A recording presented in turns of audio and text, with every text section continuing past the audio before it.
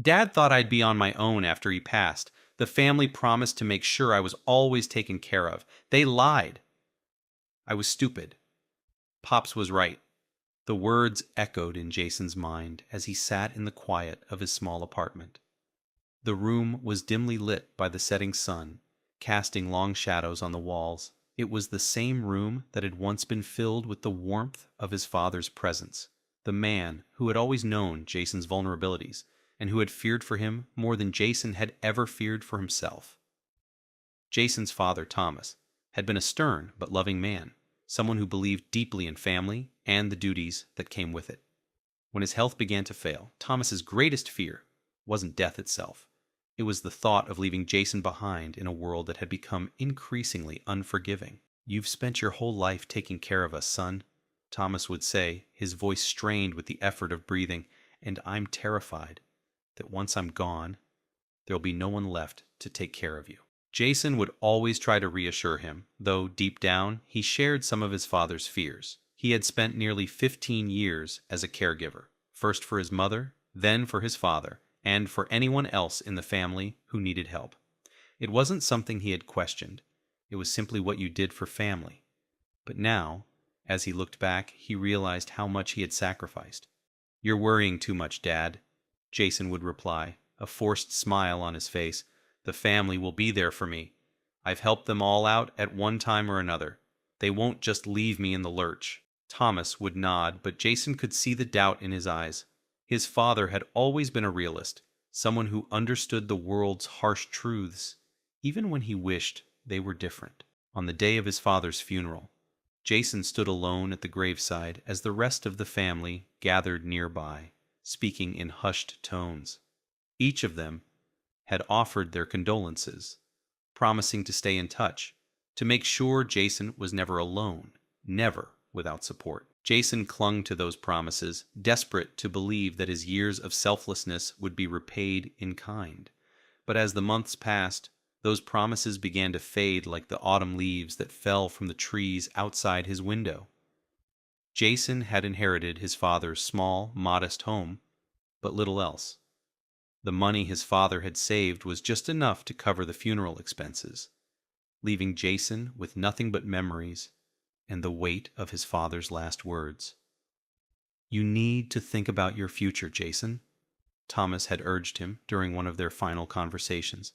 "You need to find something that's yours, something you can build on." And for a while, it seemed to be working. The business was small, but it was growing. Jason was starting to build a client base, and the work gave him a sense of purpose he hadn't felt in years.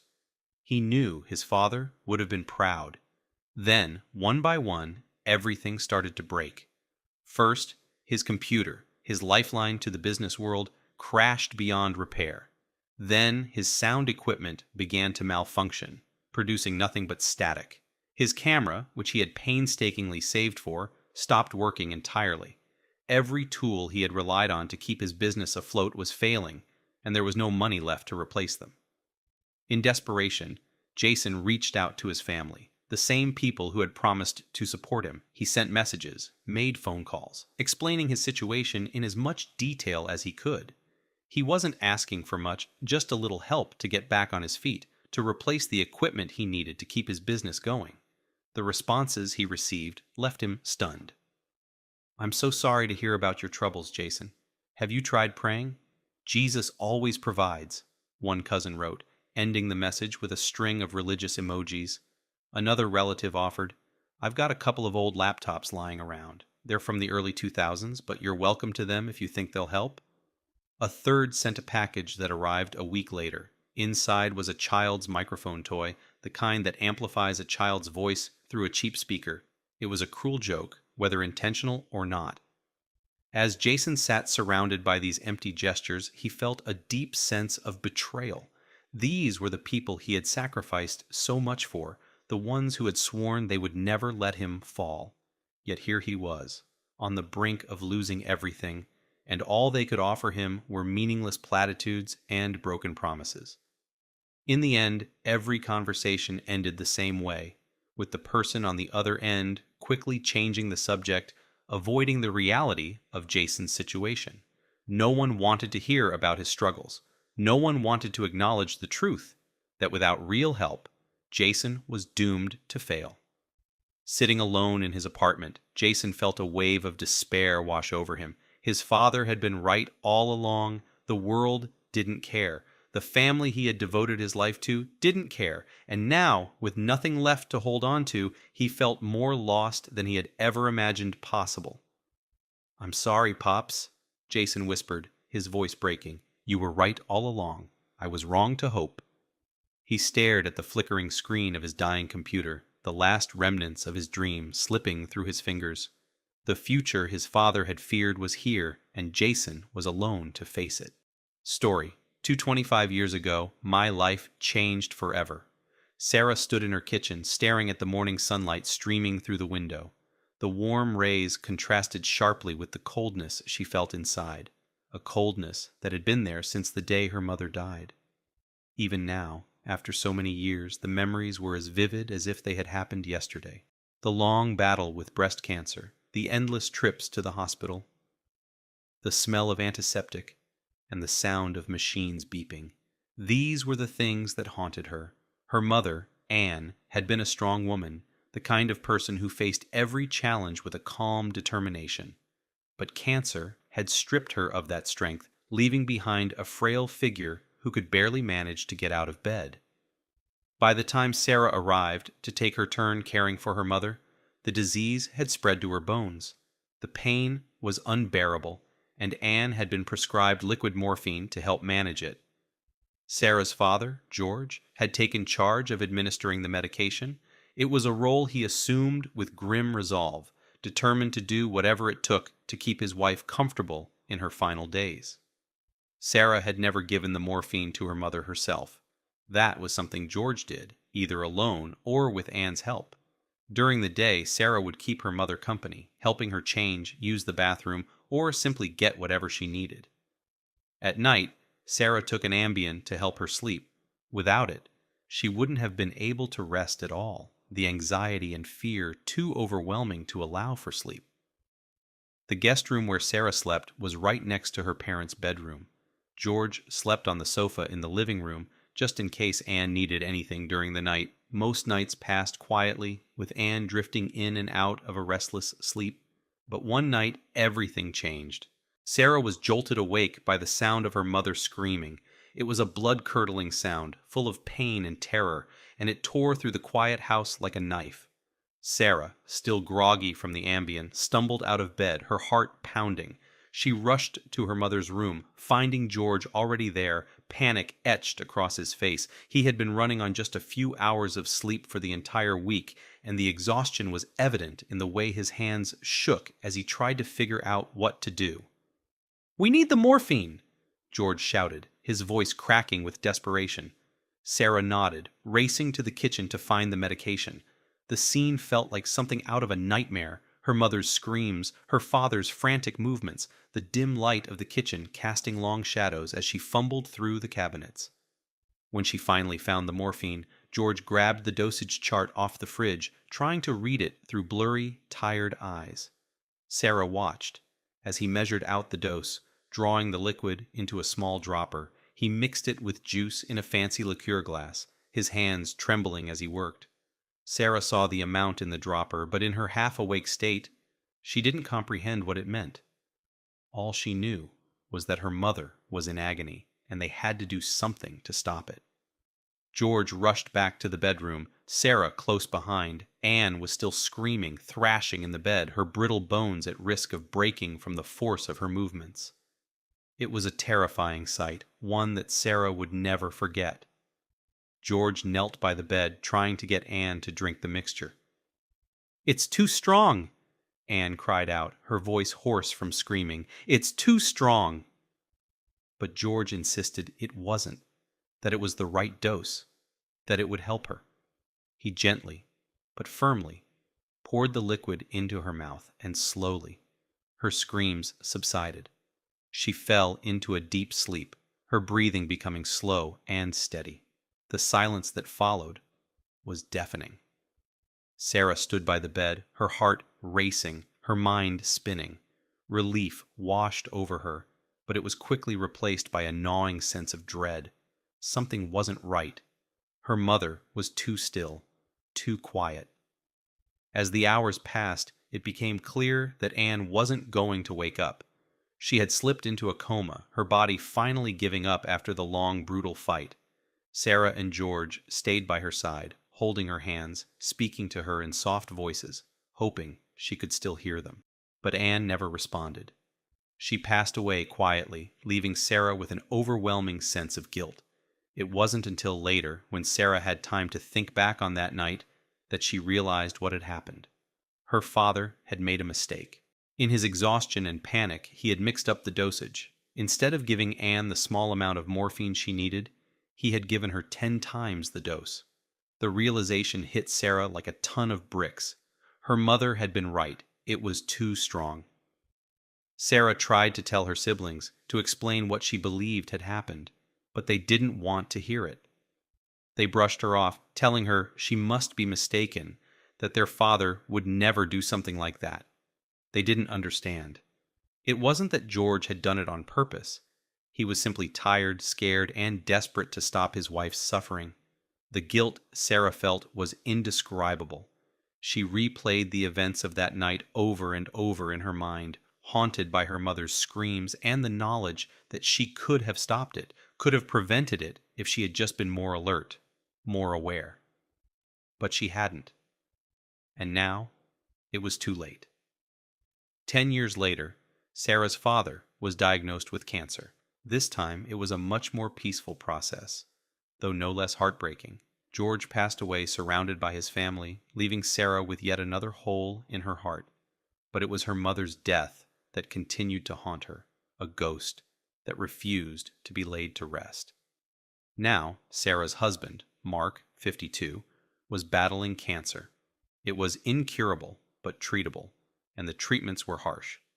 Mark often had to sleep on the sofa, hooked up to a machine, or simply because his body was too toxic from the chemotherapy to share a bed. Sarah would sit up all night listening for any sound, ready to spring into action if Mark needed her. She couldn't sleep, not after what had happened with her mother. The fear that she might fail him, as she felt she had failed her mother, was too great. Mark would often wake up screaming, not from pain, but from nightmares. The sound sent chills down Sarah's spine, bringing back memories she had tried so hard to bury. She would rush to his side, comforting him, soothing him, telling him everything would be okay. Mark and his mother would praise her for always being there, for being so attentive. But they didn't know the real reason she never slept. The fear never left her. Even as Mark's treatments began to work, even as his health improved, Sarah couldn't shake the feeling that it could all come crashing down at any moment. She kept an ear out every night, ready to jump up at the slightest sound, terrified that history would repeat itself. She knew she couldn't go on like this forever. The constant state of hypervigilance was wearing her down, but the alternative, allowing herself to let go, to trust that things would be okay, seemed impossible. The ghosts of her past were always there, whispering in her ear, reminding her of what had happened, of what could happen again. And yet, through all of this, Sarah found some solace in the community of people who had gone through similar experiences. She reached out, shared her story, and found that she wasn't alone in her fears and guilt. Others had been there too, and their words helped her see things from a different perspective. Slowly, Sarah began to change the narrative in her head. She started to understand that she wasn't to blame, that she had done the best she could in an impossible situation. It would take time, perhaps the rest of her life, but Sarah knew that healing was possible. The ghosts might never leave completely, but she was learning to live with them, to find peace in the knowledge that she wasn't alone in her suffering. And for the first time in a long time, Sarah felt a glimmer of hope. Story 3. I'm scared I'll never understand my parents. I've always known there was a gap between my parents and me, a chasm that seemed to widen with each passing year. From the outside, it might look like just another case of generational differences, the usual friction between parents and their children.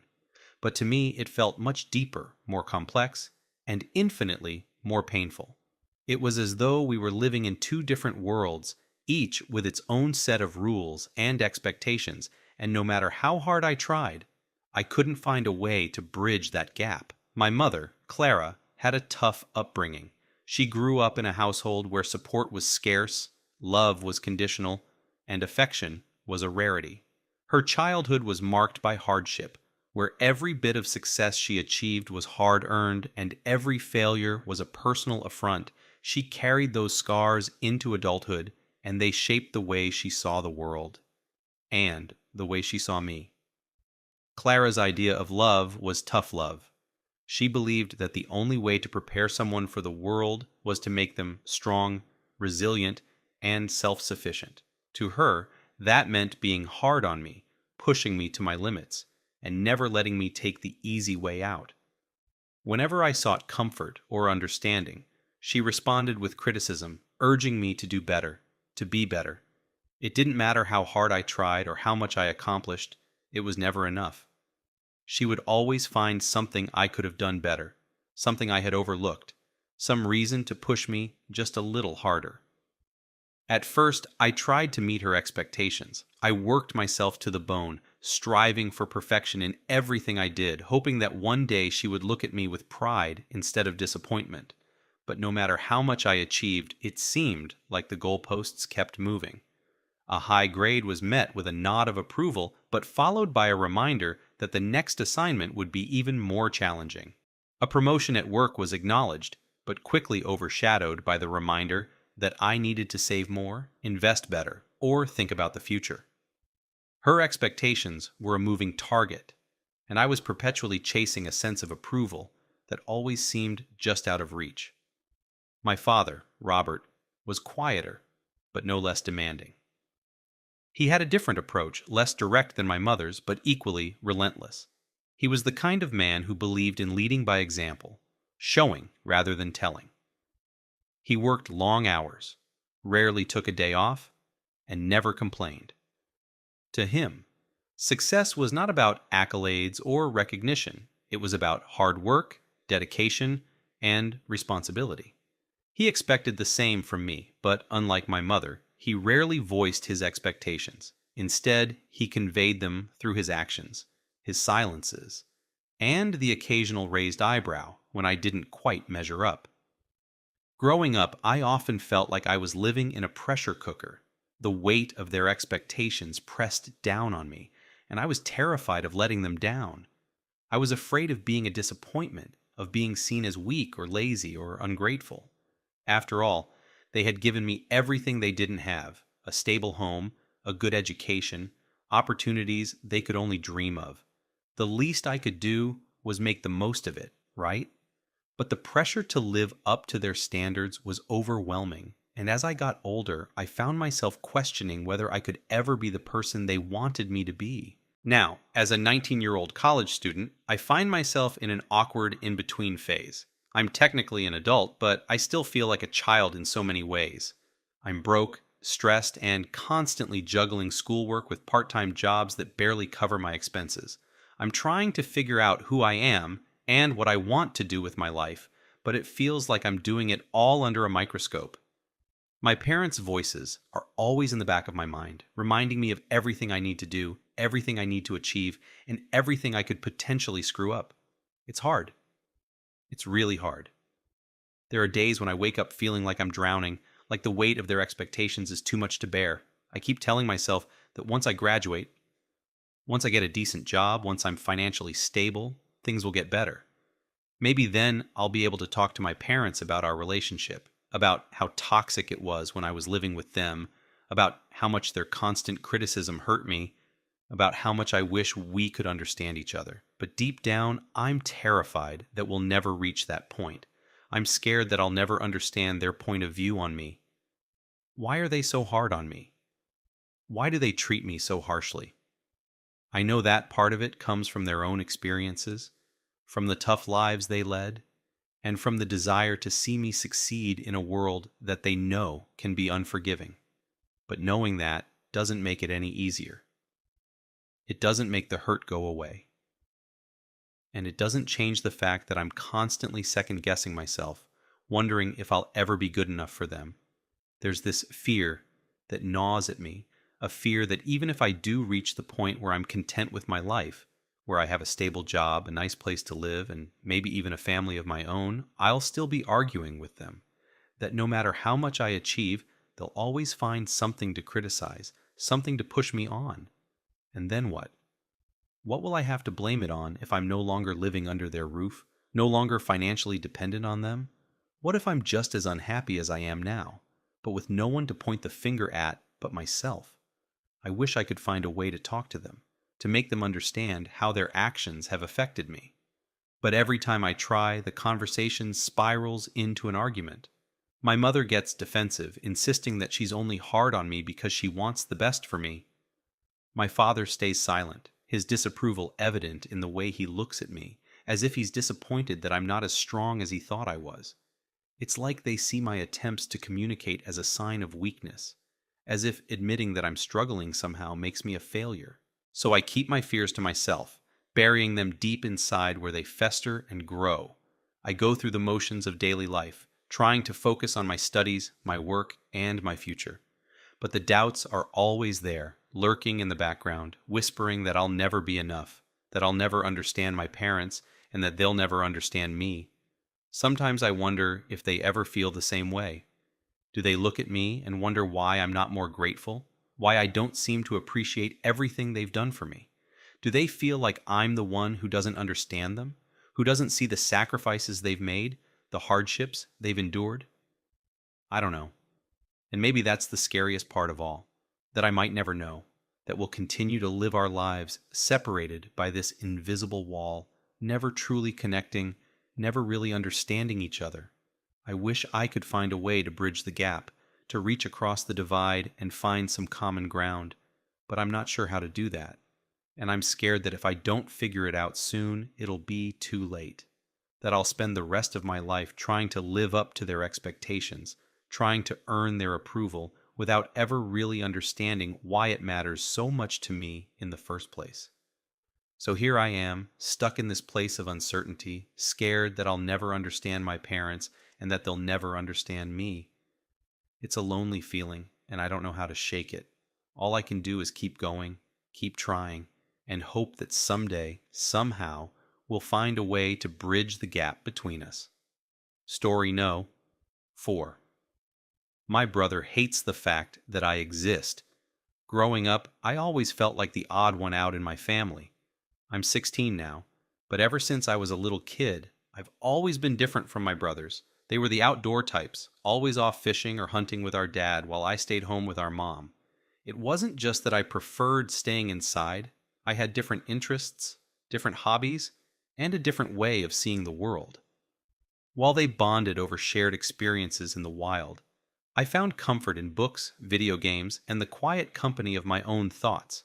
My brothers, B, 18, and N, 22, never really got me.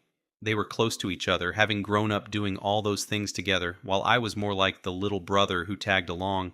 But even when I tried to be part of their world, it never felt right. I was always clumsy with a fishing rod, terrified of the loud noises of a hunting rifle, and generally just more interested in getting back home to my books.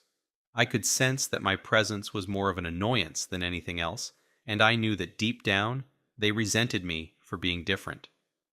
Our dad didn't help much either. He was a man of few words, and when he did speak, it was usually to express disappointment in one way or another. To him, I was too soft, too dependent on our mom, and not nearly as tough as my brothers. He would often dismiss my interests as kid stuff and encourage me to spend more time outside, doing real activities.